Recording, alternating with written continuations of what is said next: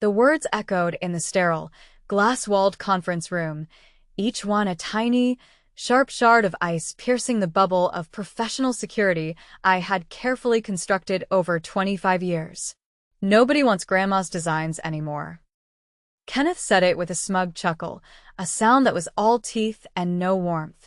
His voice, usually a smooth baritone reserved for charming clients and intimidating subordinates, was laced with a casual cruelty that made the air feel thin. He leaned back in his plush leather chair, a king surveying his court, his expensive watch catching the late afternoon sun that streamed through the floor-to-ceiling windows of the bright Hollow Labs downtown Phoenix office. The light cast long, dramatic shadows across the polished mahogany table, shadows that felt like they were creeping over my career, my life's work, dissecting it like a failed blueprint. "We need fresh blood on the innovation team, Eliza," he continued, his eyes sweeping over the other partners, all younger men he had brought in, all nodding in silent, sycophantic agreement. Not outdated concepts from the 80s. I sat there, my hands folded primly in my lap, my posture ramrod straight, a habit drilled into me by decades of client presentations and board meetings. Inside, however, I was crumbling. 25 years of dedication, of pouring my heart and soul into this firm, was turning to dust in front of my colleagues. My breath was a tight knot in my chest. I could feel the sting of unshed tears behind my eyes, but I refused to let them fall. I would not give Kenneth the satisfaction. "My name is Eliza Freeman. I am 56 years old, and I have been designing sustainable architecture since before it was a trendy buzzword, since before LEED certification was a gold standard people chased for PR points. I had been a pioneer. For over 2 decades, I'd poured my heart into this firm, Bright Hollow Labs, a company founded on the very principles I championed. I had created innovative green buildings that balanced functionality with environmental responsibility, structures that breathed with their surroundings rather than imposing upon them. I had won awards, prestigious ones that now gathered dust in a display case in the lobby. I had mentored young architects, many of whom now sat around this very table, their faces a carefully curated mixture of false sympathy and palpable relief that they weren't the one in the hot seat. I had helped establish Bright Hollow Labs as a leader in sustainable design, a beacon in the arid landscape of the Southwest. But today, none of that seemed to matter.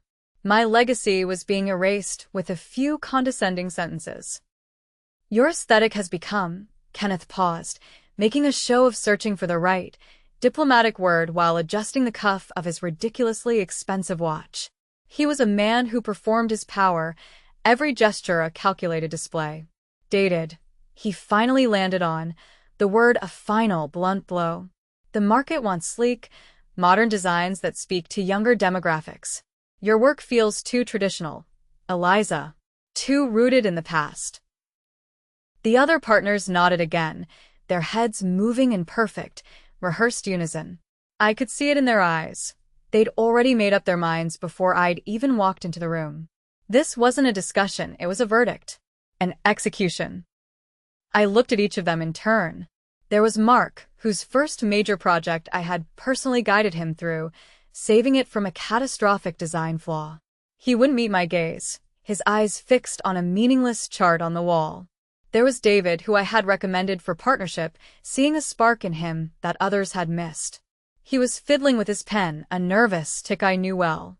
They were cowards, all of them, sacrificing loyalty for their own security under Kenneth's new regime. The firm had been my life. It was founded by my mentor, the brilliant Patricia Holloway. Patricia was a visionary who believed that buildings should exist in harmony with the earth. She saw architecture not just as a business, but as a responsibility. She taught me everything I knew, not just about thermal mass and passive solar design, but about integrity. She had been the soul of Bright Hollow Labs. But Patricia had retired 5 years ago, selling her shares to the current partnership. And with her departure, the soul of the company had begun to wither. Kenneth Morrison, with his slick suits and focus on profits over principles, had been climbing the corporate ladder ever since. He favored flashy, ostentatious designs that looked good in architectural magazines but often sacrificed long-term sustainability for immediate visual impact. His idea of innovation was installing the latest smart home gimmick in otherwise conventional, energy-guzzling buildings and calling them revolutionary. We had clashed, quietly at first, then more openly, over the direction of the firm. I had become a relic of a bygone era, a ghost of Patricia's conscience haunting the hallways. Kenneth slid a sleek, black folder across the table toward me. The polished surface was so perfect it was like a dark mirror, reflecting a distorted, elongated version of my own strained face. Effective immediately, you'll be transitioning off the innovation team. I didn't flinch. I reached out with a steady hand and drew the folder towards me. My fingers felt numb. We're restructuring to focus on more contemporary approaches to sustainable design, he said, the word contemporary dripping with condescension. You'll be reassigned to our restoration division, working on historical preservation projects. The irony was a bitter pill in the back of my throat. It wasn't just a demotion, it was a carefully crafted insult. They were relegating me to fixing old buildings, literally putting me in the past, while dismissing the very experience that had taught me how to create lasting, beautiful, and truly innovative structures. It was a message, loud and clear. You belong with the ruins. I thought about all the late nights I'd spent in my office, perfecting designs, long after everyone else had gone home. I remembered the client meetings where I'd fought passionately for sustainable materials back when they were expensive and unpopular, convincing them of the long-term value. I thought of all the young architects I'd trained, the ones who were now sitting silently around this table, complicit in my professional execution. A wave of heat washed over me, a potent mix of anger and humiliation. But I pushed it down, burying it deep. I opened the folder. Inside were the formal papers, my new title, my new, significantly smaller office location, my new, significantly less impactful responsibilities. I understand, I said quietly, my voice steadier than I felt. I met Kenneth's gaze, holding it, refusing to be the one to look away first. A flicker of something annoyance? Surprise? Crossed his face before he masked it with his usual polished indifference. When does this transition take effect? I asked, my tone as cool and professional as if we were discussing a project timeline. Next Monday, Kenneth replied, already shuffling through other papers, my dismissal already a completed item on his agenda. Harrison will take over your current projects. We'll make sure the clients are informed of the change. Harrison, a talented, ambitious kid, barely 30. I had been mentoring him myself. The betrayal cut a little deeper. As I stood up, gathered my things, and walked toward the door, my heels clicking a lonely rhythm on the marble floor, I caught a glimpse of my latest project sketches still pinned to the presentation board on the far wall. They were designs for an innovative, eco-friendly housing complex that combined advanced solar technology with ancient, passive natural ventilation systems. Designs that were both beautiful and profoundly functional. A project I had poured my heart into, believing it could redefine affordable housing in the desert. Little did Kenneth know, those dated concepts, that grandma's design, were about to prove him very, very wrong. Walking back to my office, I tried to process what had just happened. The hallways of Bright Hollow Labs, a place I had navigated for so long I could do it with my eyes closed, suddenly felt different, alien. It was no longer a second home. It was a place where I was merely tolerated, a relic being moved into storage. I had joined the firm straight out of graduate school, back when sustainable architecture was considered a niche specialty rather than an industry standard. This place was my professional identity. My daughter, Claire, had been telling me for years to leave. She lived in Seattle with her husband and my 2 beautiful grandchildren, and during our weekly video calls, she'd often ask why I stayed at a firm that seemed to undervalue my contributions. Mom, you could start your own practice, she'd say, her face earnest on my laptop screen. You have the experience and the reputation. People would flock to you. But I had always resisted. My loyalty to Patricia, to the firm she built, was deeply ingrained. Bright Hollow Labs had been my professional identity for so long that I couldn't imagine working anywhere else. But now they had made the decision for me. As I reached my office, I noticed the photos on my desk. Images of buildings I designed over the years. There was the community center in Tucson, with its rammed earth walls and rainwater harvesting system that had won a state sustainability award. The elementary school in Tempe, which used strategic shading and solar chimneys to reduce its energy consumption by 60%, a project that had become a case study for school districts nationwide. The affordable housing project in Mesa that had become a model for other cities. Each project represented not just a building, but a piece of my professional soul. My computer chimed with an email notification. My heart gave a little lurch. For a moment, I wondered if it was Kenneth, sending a follow-up with more humiliating details of my new role. But the subject line was different. It was from the Phoenix Green Housing Initiative, marked with high importance. My breath caught. 3 months ago, I had seen that the city had announced a competition for sustainable, affordable housing concepts. It was a massive, city-defining project. Frustrated with the direction of the firm and needing a creative outlet that was truly my own, I decided to enter. Working on it during late evenings and weekends in my home studio, I had poured every ounce of my 25 years of experience into it. It was the culmination of everything I believed in. It was my modular housing concept, the very one pinned to the board in the conference room. I had submitted it under my own name, Eliza Freeman Architect, rather than through the firm.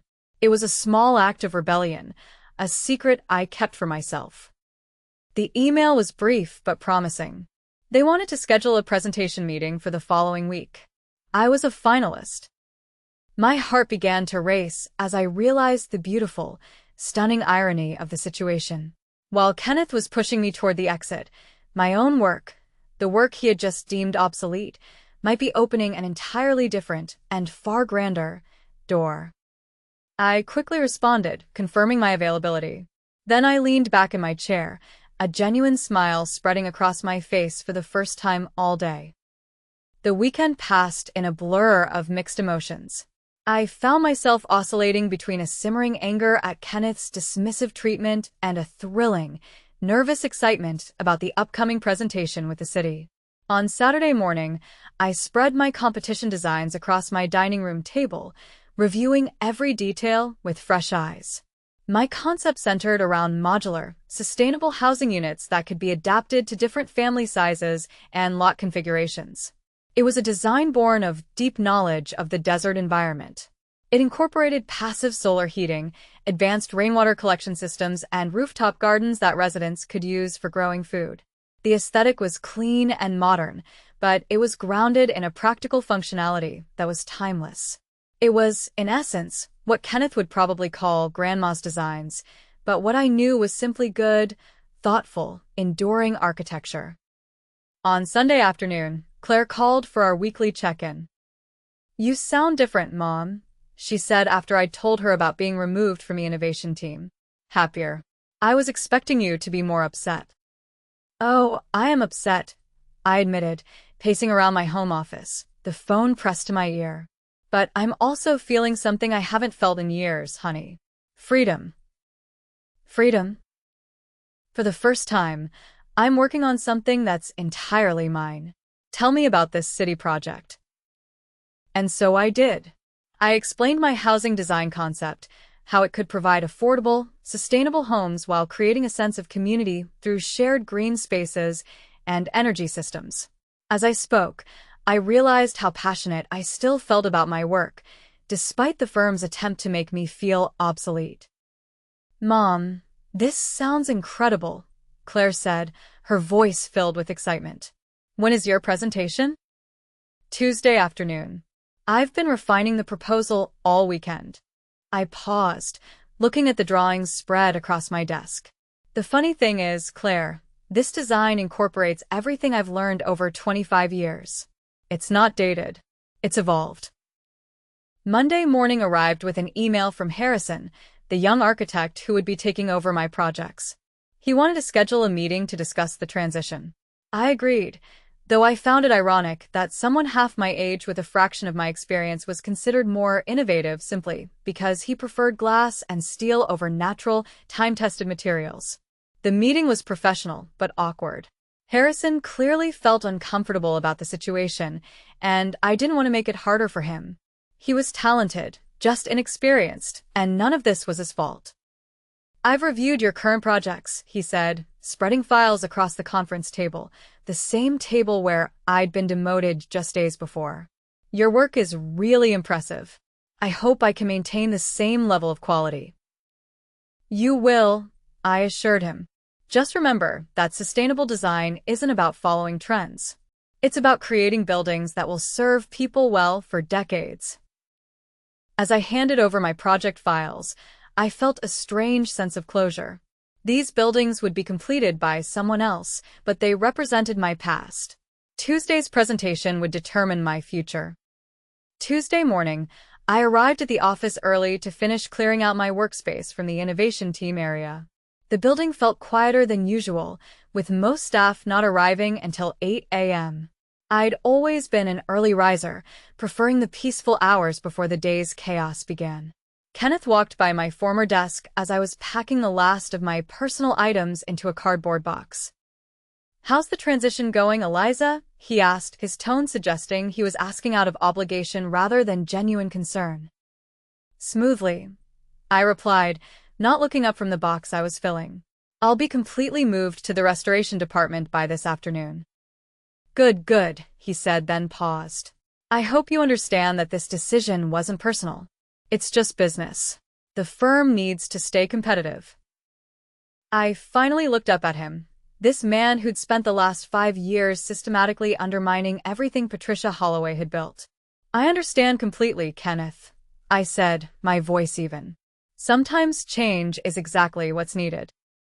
He seemed satisfied with my response, gave a curt nod, and continued toward his corner office. What he didn't know was that in 3 hours, I'd be presenting to the Phoenix Green Housing Initiative Committee, potentially launching a new chapter of my career that would make his definition of competitive look extremely narrow. At 1 p.m., I left the office for my presentation, telling my assistant I had a dentist appointment. The Phoenix City Hall was a 15-minute drive from Bright Hollow Labs, and I used the time to review my talking points one final time. My hands were steadier than I'd expected. Apparently, years of high-stakes client presentations had prepared me for this moment. The committee meeting room was smaller than I'd anticipated, with 5 members seated around a rectangular table. Dr. Angela Rodriguez, the city's director of sustainable development, led the introductions. The other members included a city planner, a housing advocate, an environmental engineer, and a community representative. They were a serious, thoughtful group. "Miss Freeman," Dr. Rodriguez began, "we've reviewed your preliminary submission, and we're quite impressed. Your modular approach to sustainable housing addresses several key challenges we're facing in Phoenix. Could you walk us through your concept in more detail?"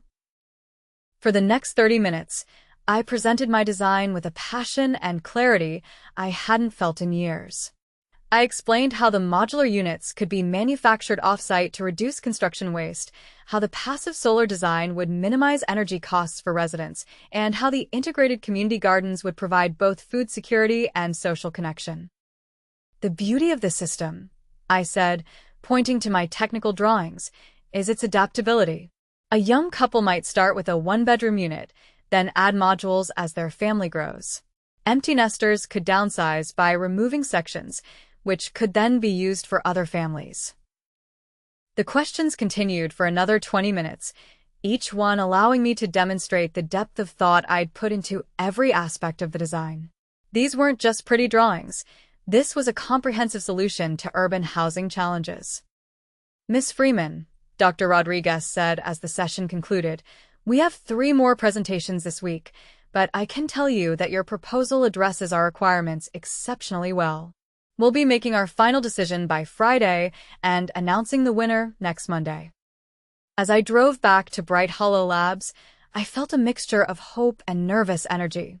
Whether or not I won the competition, I'd reminded myself that my designs weren't dated. They were timeless, practical, and innovative in ways that mattered beyond aesthetic trends. The rest of the week crawled by at an agonizing pace. I threw myself into my new role in the restoration department, reviewing historical preservation guidelines and studying architectural drawings from the 1920s and 1930s. The irony wasn't lost on me. While Kenneth dismissed my work as dated, I was now officially responsible for maintaining buildings from nearly a century ago. Thursday afternoon, I received an unexpected visitor. Harrison knocked on my new office door, looking uncertain. "Eliza, do you have a minute? I'm running into some issues with the Scottsdale project." I gestured for him to sit down. The Scottsdale project had been my baby, a mixed-use development that combined residential units with retail space and office areas, all designed around a central courtyard with native desert landscaping. "The client is asking for modifications to the ventilation system," Harrison continued. "They want to add more mechanical cooling, but I'm not sure how that affects your sustainability calculations." I pulled out my original notes for the project. The natural ventilation system was designed to work with the building's orientation and the thermal mass of the adobe walls, I explained. "If you add conventional air conditioning, you'll need to recalculate the energy load for the entire building." We spent the next hour going through the technical details. Harrison was bright and eager to learn, but he lacked the experience to understand how changing one element of a sustainable design could affect the entire system. As we worked, I realized how much institutional knowledge was walking out the door with my demotion. Friday morning brought an email that made my heart skip. Dr. Rodriguez wanted to schedule a follow-up call for 2 p.m. The subject line read, "Phoenix Green Housing Initiative, Next Steps." I tried not to read too much into the phrasing, but next steps sounded promising. The call lasted only 10 minutes, but they were the most important 10 minutes of my professional life. "Ms. Freeman, I'm pleased to inform you that the committee has selected your modular sustainable housing design as the winner of our competition.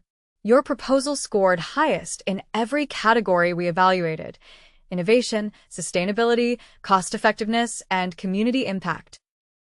I sat in stunned silence for a moment, then managed to say, "Thank you. I'm honored and excited to move forward." "The formal announcement will be made Monday morning at 10 a.m., Dr. Rodriguez continued. "We'll be holding a press conference at City Hall, and we'd like you to be present to answer questions about the design." After the call ended, I sat in my office, processing what had just happened. In the span of 1 week, I'd gone from being dismissed as irrelevant to winning the most significant housing competition in the city's history. My dated aesthetic had just been selected to house thousands of Phoenix residents in innovative, sustainable homes. I thought about calling Claire immediately, but decided to wait until after the public announcement. There was something satisfying about keeping this victory private for a few more days, especially while Kenneth continued to restructure the innovation team around more contemporary approaches. Looking at my calendar, I realized that Monday's press conference would occur during the weekly staff meeting at Bright Hollow Labs. I wondered if anyone would be watching the local news. Monday morning arrived with unusual warmth for October in Phoenix. I'd spent the weekend preparing for the press conference, reviewing my design details and anticipating questions from reporters. The weight of the moment was starting to sink in. This wasn't just a professional victory, it was validation of everything I'd spent my career working toward. I arrived at City Hall 30 minutes early, wanting time to compose myself before facing the cameras.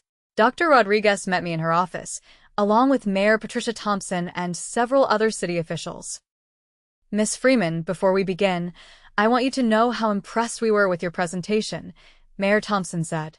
"This housing initiative represents the future of sustainable urban development, and your design will serve as a model for other cities across the Southwest."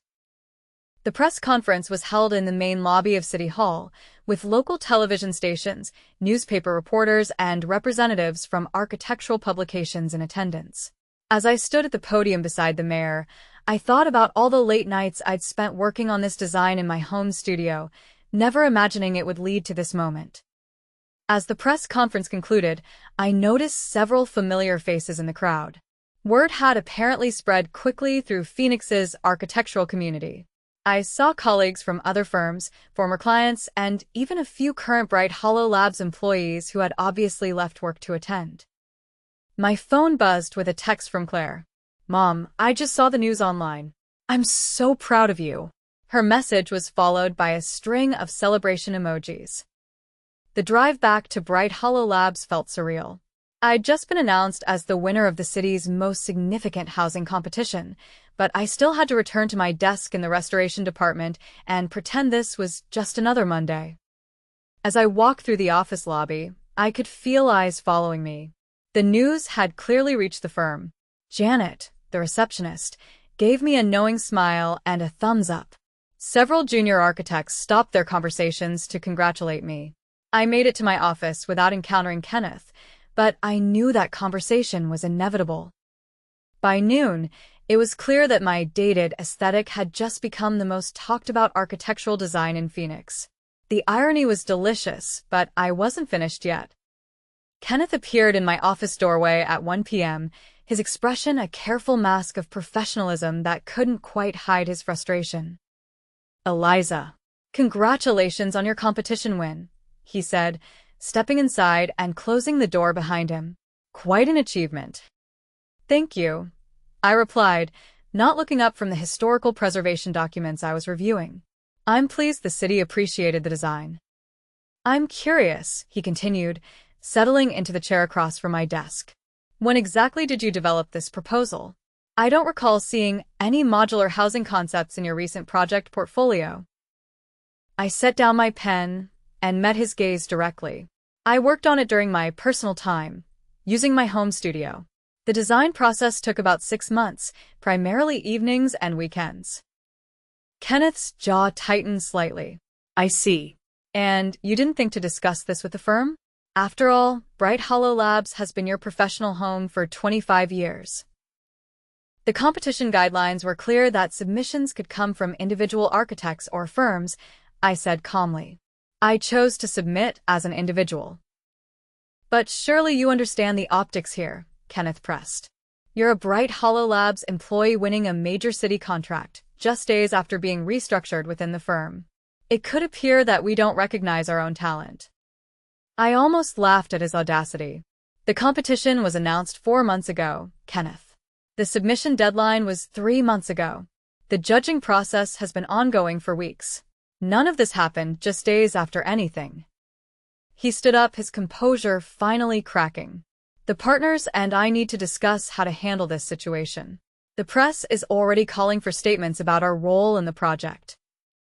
"I'll save you the trouble," I said, returning to my documents. "I'll be handling all media inquiries personally."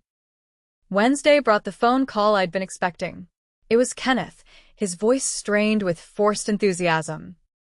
"Eliza, the partners have been discussing your recent success, and we'd like to propose a solution that benefits everyone.